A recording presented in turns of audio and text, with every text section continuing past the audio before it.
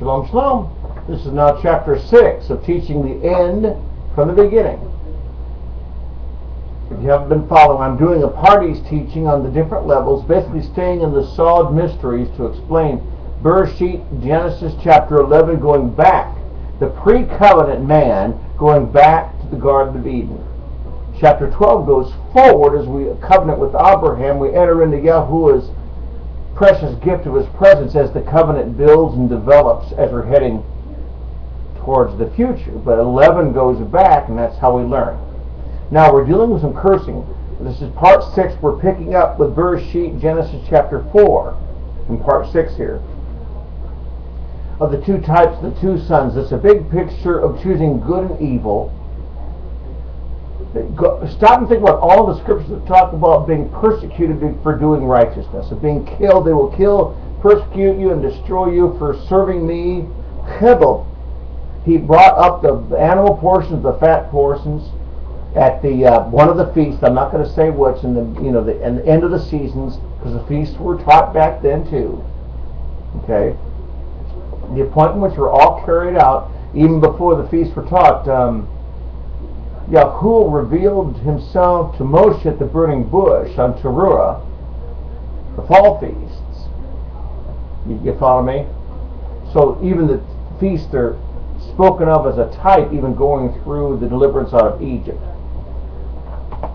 When we're dealing with our two natures, we have to, I'm going to explain this, we have to back up and reverse it.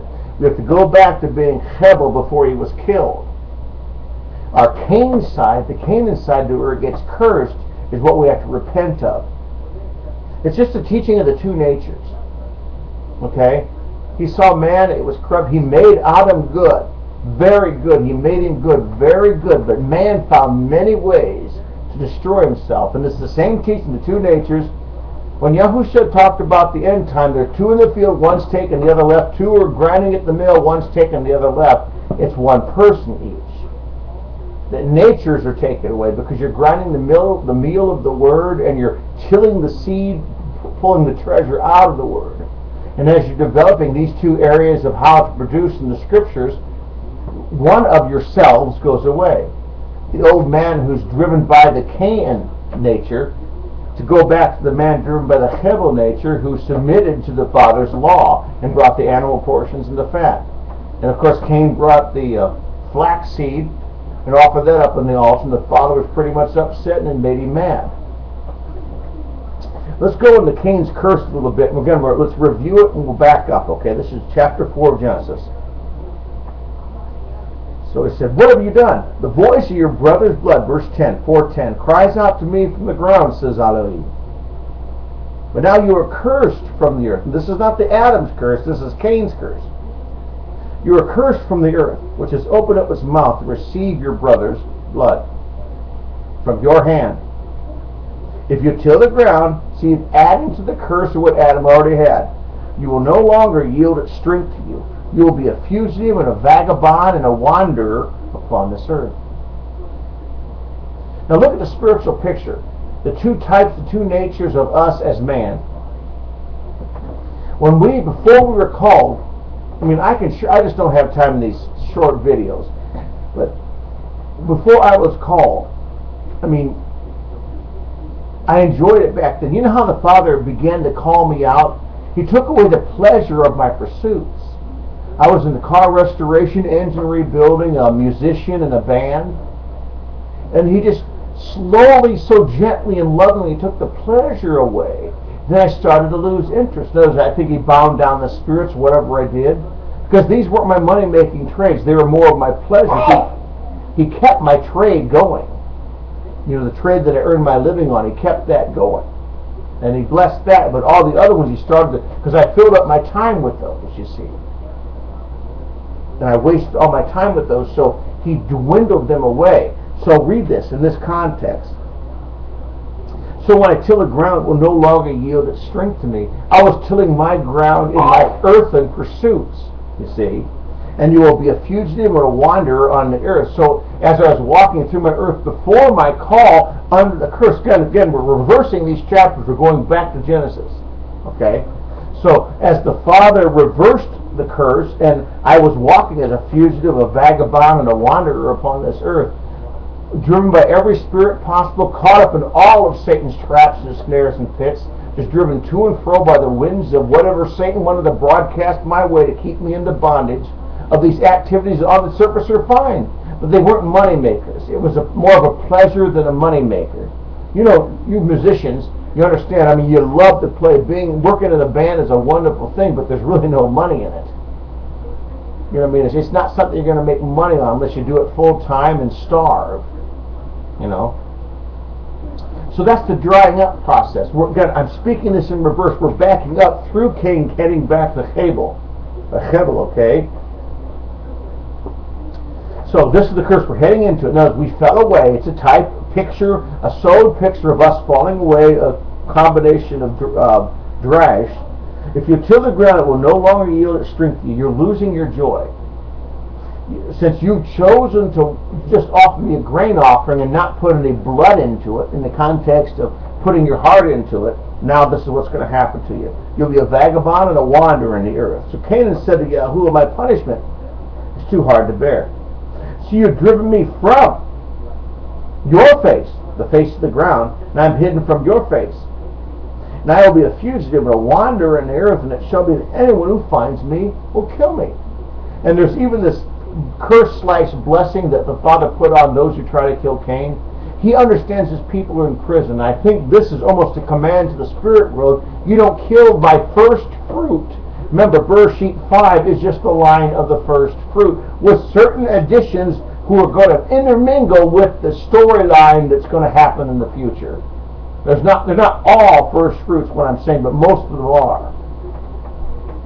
So this is a blessing He put upon those in the Cain curse to go back to being able, while we're trapped in our bondage, He never let anything severe happen to us. You follow me? He never allowed us to be killed because He put a sevenfold retaliation on Satan if He'd killed the first fruit.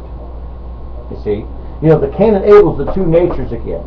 There's a literal as far as the Hebel and the Cain, or the type of the nations of the curse that came from Cain. The nations of Abraham's Seth line came from Hebel, as far as that was the beginning picture of that. There's a type of that, but that's not really what we're teaching today. This is our two natures, and what we struggle to make choices with. Again, we're reversing. We're going to go back to see His face. We're going to come back into His presence. We're going to till His soil. And you have to go into Yahushua's teaching as far as the treasure hidden in a field. The seed is the word. It goes into the ground. Some seed falls by the wayside. Some of my seed of the word falls in rough, stony places, and other gets planted in good soil. So we're going to reverse this and go back and have that seed planted back in good soil. Right now the seed's being cursed. It won't bear proper fruit of our earth, of this Canaan line that we are in. Okay? So you've driven me far from the face of the ground today, and I'm hidden from your face, and I will be a fugitive and wanderer, verse 14. And it's to be anyone who finds me will kill me. Okay? And Yahuwah says, if anyone kills Cain, or those trapped in this bondage of sin for a while, vengeance shall be taken on him sevenfold. So I think He spoke to the spirit world, said, do what you want with it. Sort of like the story of Job. Do what you want with it, just don't kill it. You see? So Cain went out from the presence of Yahuwah, and he dwelt in the land of Nod to the east of Eden. That sets up Babylon. So Canaan knew his wife, and she conceived of Elkanah. Let me see if I need to cover anything in here.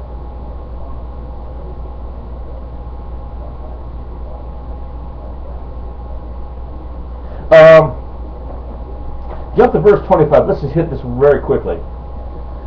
Genesis 4:25, please. Okay. Now Adam knew his wife again. She bore a son and called his name Sheth. But Elohim had appointed to be another seed instead of Hebel, because Canaan had killed it. So Seth, to him, was also a son born. He called his name Enosh. And it was begun to call upon the name of Yahuwah then. So let's go in reverse with this chapter 4. It's the two natures that Shaul talked about. In other words, this wicked man that I am. In the law of the spirit of life I love, but this law of sin seems to be driving me to sin. It's the two natures. Shaul hinted at this. Shaul took nothing out of fiat. More than likely, his Romans 7 was Bereshit 4. It's the two natures. So let's reverse. Let's go back. We are Cain and Abel. Okay? In order for our Cain to take over, we have to kill off the Abel of being Hebrea, or Hebrews, of offering the proper meat and the fat portions to Yahuwah to honor him. So Cain didn't honor him. We turned into a life of not honoring him as first fruits. As first fruits. Okay? So as we go back, we are coming back. We've repented. We are being restored. We found out chapter 5 is teaching only the lineage of the first fruits. And Cain and Abel are both the first fruits, but Cain is the dead side that got trapped in sin. As you know, my music business, my engine building business, I was a collector of parts. I was building a couple of Chevys, and I was collecting up. You know how it takes a long time to collect up parts, to getting it all together. And when the Father called me, I lost so much interest. I even offered up my two last Chevys to, instead of selling them, they were still in pieces, but I offered them up just to the scrap man. It was like a free will offering to Yahuwah, saying it's over. So I went ahead and scrapped them, and I gave the scrap to the guy who scrapped them, just to sort of close the door to it. Yeah, that's how I sort of ended my life of pursuits, of aimless pursuits. He blessed my trade. That was not my money-making trade. So as I've reversed undoing of what my Canaan side did, okay, we are driven from the face of the ground, have hidden from your face. So the Father calls us back out. He reveals his face back to it, and he shows us how to plant seed, just like I'm doing now in these videos. I'm planting the seed of the Word. I am starting to learning how the curse of the seed of placing the Word of Yahuwah before others, the curse is lifted. He's allowing my seed to go out and produce fruit now. The curse is lifted.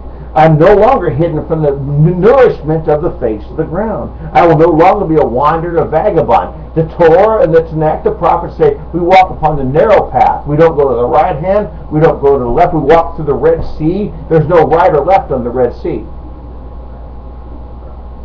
We walked through the Jordan River in our immersion. There was no right or left when the Red Sea was parted. These are symbolisms, okay?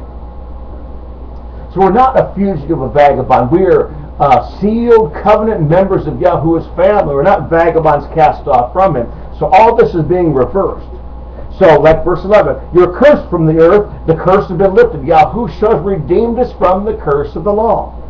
The earth has opened up his mouth to receive your brother's blood. And that Cain was a type of we as a first fruit call who wanted to serve him, but the Romans 7 man of the evil nature who serves sin, he hates it, but he's serving it, killed the Cain. And as we go through this chapter in reverse, with like verse 6 and 7, let's read it. I'll back up on it real quick. So Yahuwah said to Cain, why is your fury going on? Why is your face fallen, your countenance fallen? It is not good that you do this. Are you to be accepted? If you do not do good, Cain, there's a door of sin is being opened up for you. And Satan is lying. He's talking about Satan. He's lying, and towards you is his desire. He wants to rule over you, but you can rule over him. So this is the door we gave over to Satan. Okay? So Canaan went out and killed his brother Abel in the field because he offered up the proper fat portions and the meat portions on Yahuwah's altar. And he got mad because he offered up the flax. He would not. He wanted to mock and take Yahuwah's covenant lightly and offer up the flax, and the Father was displeased. So these are the two natures that we repented. Now we've gone back. The Cain has unkilled Abel. You see, in other words, we've gone back. We've made the decision to repent. Yahushua's redeemed us from the curse of the law. His flesh and blood has restored us from the power of sin and death. That is the devil. And he, pardon me. In Hebrews 2, we're restored from the laws of sin and death and the devil. And Satan stood at the door to kill us. Now we've been redeemed from Satan's hold. We're backing up to where Abel brought the flock. Some of the firstborn of his flock and their fat to the altar, and now Cain and Abel are back to life again, and Cain had not yet sinned. It's very interesting, isn't it? We're going to pick up in chapter 7 or part 7 very quickly.